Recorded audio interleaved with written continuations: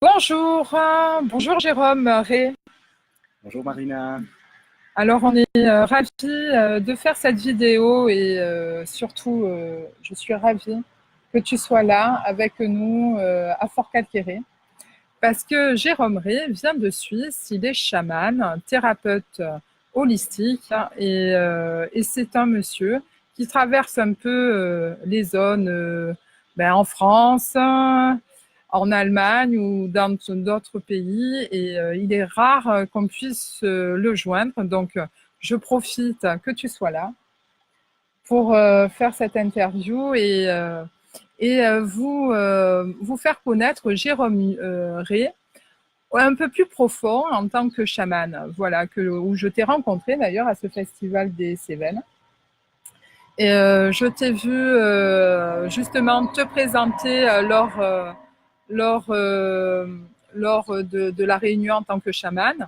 Et tu m'as interpellé. Alors voilà, on va te connaître un peu plus grâce à cette interview d'aujourd'hui. Bonjour à tout le monde, merci de nous rejoindre. Bonjour Natou, Kamel, Cœur d'Ange, coucou Katia. Merci d'être là. Si vous avez des questions à poser à Jérôme, eh ben, allez-y, hein, profitez de cette occasion. Nous sommes en direct. Voilà, alors, Jérôme. Alors merci beaucoup pour ton accueil ici, aussi avec Jérémy, ton accueil, ou votre accueil généreux. C'est vraiment un grand plaisir d'être ici. Et puis, c'est mon premier live là. Je suis très content d'être là avec toi et de parler de ce que je fais, de partager tout ça. Alors, je voulais que tu nous parles un peu du chamanisme et comment tu en es venu à cette pratique. Alors, la version courte, Oui. Le chamanisme pour moi, c'est vraiment un chemin qui cherche à faire l'expérience directe. C'est-à-dire que c'est pas qu'une philosophie, comment vivre, c'est vraiment de mettre en pratique et de faire l'expérience de... il y a des outils, bien sûr, précis, mais vraiment d'aller expérimenter ce que veut dire l'énergie, expérimenter ce qui est vraiment plus profond en nous pour se guérir, pour découvrir son pouvoir, pour changer ce qu'on aimerait changer dans la vie. Donc ça, c'est très vaste et très grand ce que peut nous amener le chamanisme. Et ce que j'adore, il faut faire l'expérience. Donc on va faire des rituels, des cérémonies, des soins où on sent dans le corps. Donc, quand je parle d'expérience, c'est pas juste intellectuel, donc vraiment où on sent l'énergie dans le corps, où on sent un changement. Et c'est pour ça que j'aime le chamanisme. Après, bien sûr. Il y a du chamanisme un peu partout dans le monde, il n'y a pas que le chamanisme. Et ce que je fais, c'est un peu un mélange entre tout ce que j'ai appris, du core chamanisme, et surtout que j'étais vraiment super bien formé de Johan, de Tal, de Jean-Marie et de Gwen, aussi, qui m'ont montré ou enseigné le chamanisme sauvage. Totalement. Qui m'a aidé d'aller encore plus en pratique et comment dire, un peu plus libéré de protocoles, de vraiment être dans le moment présent et d'être en connexion avec les guides et de faire ce qui vient, ce qui passe depuis notre âme ou depuis mon âme. Et c'est ce qui est, à mon avis, vraiment les toutes premières bases de chamanisme. Voilà. Oui, bien sûr. Nous avons une coucou Aurélie qui nous a rejoint et d'autres spectateurs. Merci d'être présents. Kamel nous pose une question. Entre tout ce qui se dit de toutes parts avec les étiquettes, qu'est-ce que le chamanisme? Et pourquoi on lui donne ce nom? Pourquoi on l'appelle le chamanisme au final? Pour toi? Alors finalement, pourquoi je fais ça? J'aimerais dire le message parce qu'on a tout le monde a quelque chose de précieux en lui et ce qu'on a appris malheureusement dans notre société, c'est d'être quelqu'un qui fonctionne, quelqu'un qui est productif, quelqu'un qui est bien pour l'économie, mais on est toujours aussi avec nos sens vers l'extérieur et pas vers l'intérieur. comment je me sens, qu'est-ce que j'ai vraiment à amener au monde, qu'est-ce que j'ai à donner profondément au monde, comment j'aimerais vivre, quelles sont mes valeurs et puis ma beauté que j'aimerais exprimer. Et c'est ça, donc c'est ce qui m'intéresse. Après les étiquettes, je fais différentes choses, m'intéressent moins. Avant tout, je suis un être humain et je cherche à me déployer et à vraiment inspirer d'autres, aller oser aller de l'avant et faire des nouveaux chemins, ou entamer des nouveaux chemins. C'est ce qu'on a vraiment besoin sur Terre, de ne pas répéter. Et ça, je vois, on a tous un peu des difficultés. Donc, je ne dis pas que c'est un moment, c'est très bien d'aller se laisser inspirer par des enseignants. Bien sûr, je suis aussi enseignant. Mais après, il est très important de trouver son propre chemin, sa propre voie, parce que chacun a vraiment quelque chose de précieux à donner. Et ce n'est pas une copie de l'autre. Et voilà. Et pourquoi, la question était, pourquoi on lui donne ce nom? Bon, là, on pourrait aller un peu dans la philosophie. À mon avis, le mot chaman, c'est vraiment a fait le tour du monde entier, surtout à travers Michael Harner et Carlos Castaneda, qui ont écrit des livres et qui ont étudié le chamanisme. Et la bonne nouvelle, je pense que c'est quelque chose qui nous relie vraiment dans le plus profond en nous. Et je vois que partout sur Terre, on a cette recherche. En fait, l'être humain, on doit trouver des chemins, des autres chemins. Et donc... vous êtes là en tant qu'enseignant, tu fais partie de ces chamans sauvages. Vous enseignez une autre façon de se positionner sur nos expériences de vie. Vous nous aidez à sortir notre émotionnel par vos ateliers que vous créez. Vous faites des stages, des séjours, des immersions de quelques jours où la personne vraiment a décidé de sortir de son quotidien, de son cercle de confort qui l'oppresse dans sa vie. Et grâce à cette façon dont Joanne Razanamahai est aussi la pionnière à créer ce chamanisme sauvage. D'ailleurs, il y a Gwen qui est sur la route. On vous attend. On s'est permis, voilà, on fait cette vidéo de présentation et j'espère avoir le temps aussi avec vous, Gwen, Joanne, Tal, Jean-Marie Miller aussi, on pense à lui, il est bien occupé de son côté. Je sais que vous nous rejoignez, vous êtes sur la route parce que ce week-end, bien sûr, on fait le festival au Val à la chute du Grand Bahou, de tous les chamans sauvages, en tous les cas, les pionniers sont là.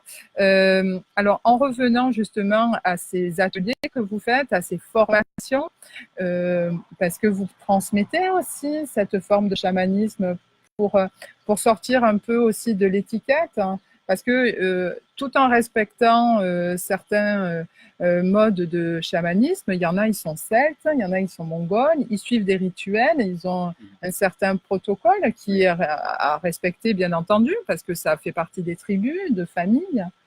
Et vous-même, vous sortez un peu de tous ces lots, de tout ce, en fait, de ce mot chaman. En fait, déjà, oui, c'était Jean-Marie Muller qui m'a amené dans tout ça. Et c'est, en fait, le but, c'est de sortir de l'élitaire, comment dire, de l'élitaire. Je ne sais pas si on dit comme ça en français. Oui, hein, du critère. Non, de l'idée qu'il y a que certaines personnes qui peuvent être chamanes. Donc, il existe des cultures où c'est comme ça. On n'a pas le libre choix.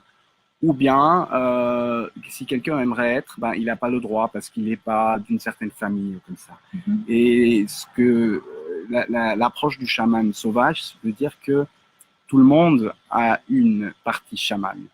Pas tout le monde veut la développer. Pas tout le monde a peut-être le même talent, mais tout le monde a ce côté chaman, ce côté guérisseur. Et c'est la bonne nouvelle. Ah oui, tant mieux. Comme ça, il n'y a pas d'exclusivité sur certaines personnes.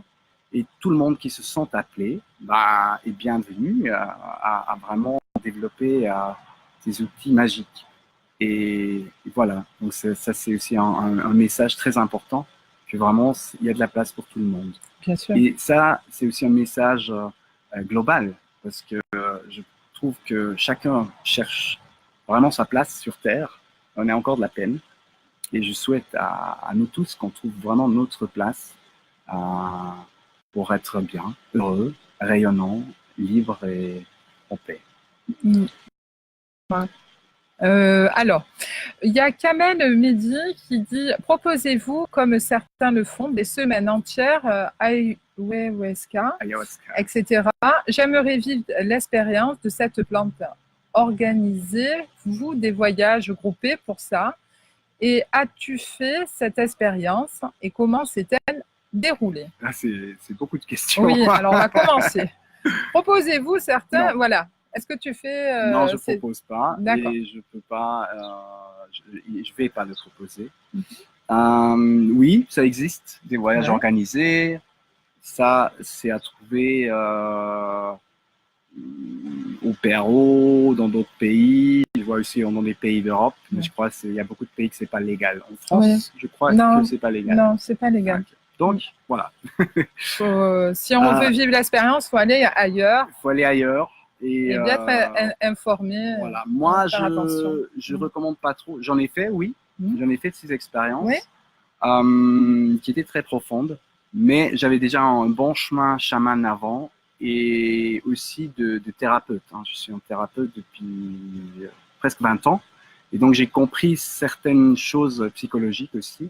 Et je vois que des fois, des gens sortent de ces cérémonies très déstabilisés parce que ça enlève vraiment tous les voiles. En fait, ça enlève tous les filtres et ça peut être plutôt un choc que vraiment quelque chose de libère. Où on libère, où on libère, connexion.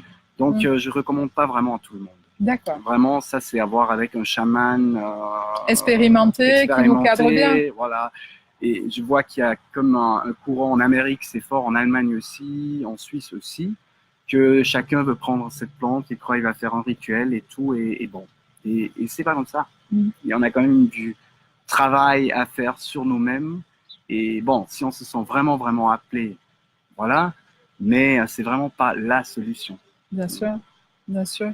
Lorsque nous étions dans les Cévennes, au festival organisé par Luc Magnin et Armel, un super festival sur 4 jours, j'ai pu constater que il y avait des ateliers, notamment il y en a un que tu as mené, où vous étiez nombreux d'ailleurs, dans le Tipeee, où d'un coup, alors Jérôme est là en tant qu'individu, là, Jérôme est présent, mais quand tu te mets, comment dire, le maquillage, en tout cas, on dirait, tu te transformes en fait. Et lorsque tu prends ton outil, le tambour, et que tu sors le son, rien qu'un son de sa gorge, en fait, vocal de ta vibration, ça met de suite tout le monde d'accord. C'est quelque chose à vivre.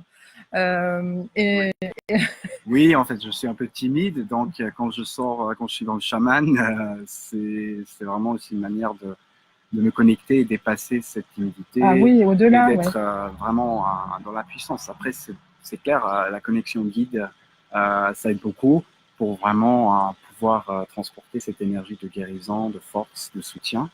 Et là, c'était un moment magique dans le Tipeee avec beaucoup de gens et vraiment cette connexion du cœur. C'est toujours difficile de mettre des mots sur une expérience, mais c'était très fort. D'ailleurs, des techniques, quand on parlait avant de l'ayahuasca, il y a des techniques de respiration qu'on peut utiliser, techniques de transe, qui nous transportent dans les mêmes états d'être, sans devoir utiliser des substances et quand même encore de pouvoir sortir contrôlé de cette situation.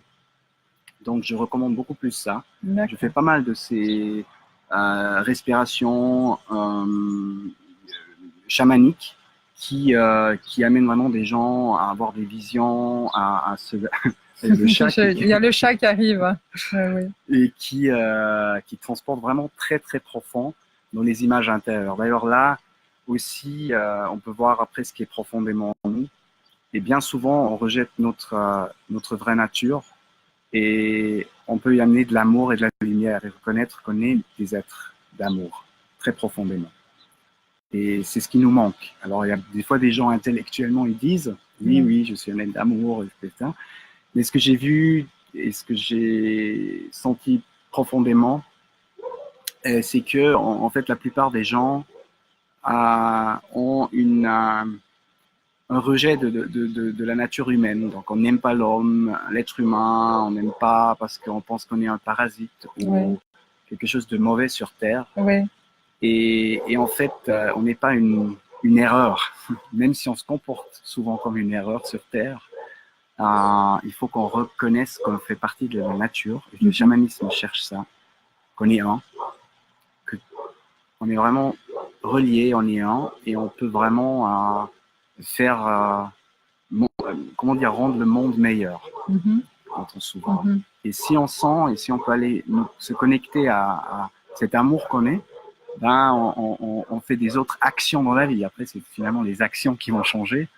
Et on reste plus impuissant dans le coin ou bien en train de se plaindre de tous les autres, etc., d'être une victime de la vie. Ça nous aide à sortir en fait justement de notre confort qu'on s'est créé en croyant que nous sommes bien dans cet état, alors que vous nous aidez en fait à sortir de notre zone de confort, hein, et de voir que une fois qu'on est sorti de notre zone de confort, qu'au final c'était pas ça fait pas mal, tout va bien, tout se passe bien.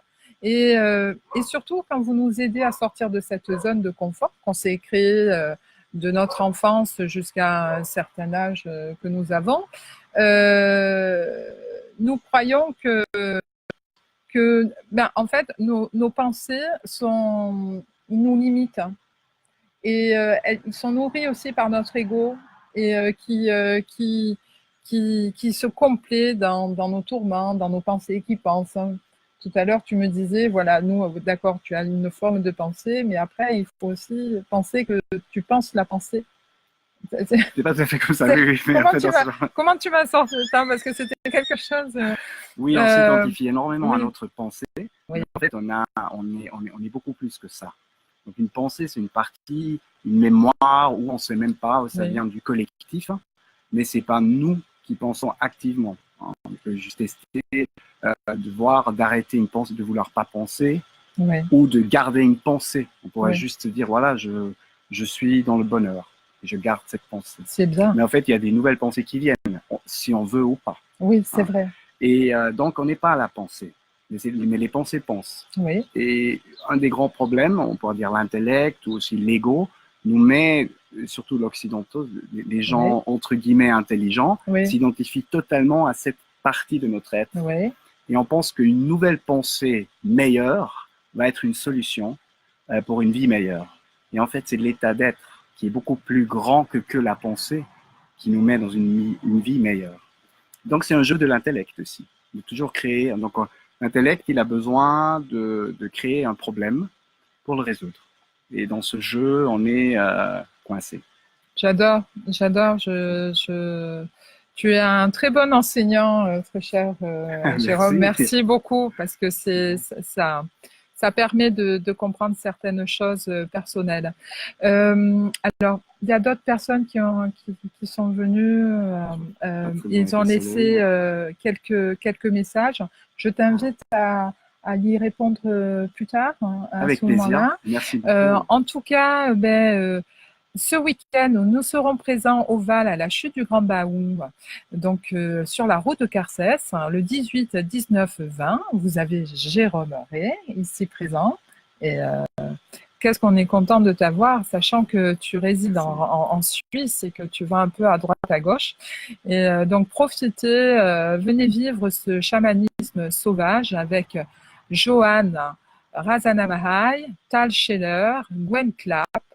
Il y aura aussi Jérémy Sanchez et vous avez Marc Yosino qui sera là pour vous parler des Indiens du Lakota et vous fera une représentation dansante. Et Eric Nécolé aussi sera là avec un concert gratuit à 19h30 le samedi. On vous embrasse, on vous dit à très vite. À bientôt, chers spectateurs, et d'autres vidéos suivront celle-ci, bien entendu, parce que le chamanisme est une grande question pour nous, les gens qui ne comprennent pas trop ce qui en est par rapport à ce mot, mais petit à petit, on sera informé par ces alternatives dans la médecine, la santé globale en tous les cas. Absolument. Donc, finalement, moi, je pense que tout le monde recherche. Qu'est-ce qu'on recherche? C'est vraiment le bonheur, oui, le bien-être. Et c'est un outil. Et soit par le chamanisme ou par d'autres moyens, je vous invite vraiment, vraiment à investir dans votre bonheur, dans votre bien-être, qu'on puisse vraiment vivre sur une terre où on se donne la main, où on est des frères et des sœurs, totalement. Et on arrête ces jeux de concurrence et tout ça. Et là, c'est une super occasion pour le festival parce que quand il y a beaucoup de gens, tu vois toujours, quand on se connecte, il y a comme quelque chose de plus grand qui se passe. Au-delà de notre intelligence, une intelligence plus grande qui fait son œuvre et qui peut ouvrir nos cœurs et vraiment nous mettre dans des énergies magnifiques. Oui. Et voilà, ça vaut le coup. Merci, merci Jérôme Ré. À bientôt tout le monde. À bientôt. Bisous. Merci. Bye bye. Et merci à toi. Merci. Pour ma première.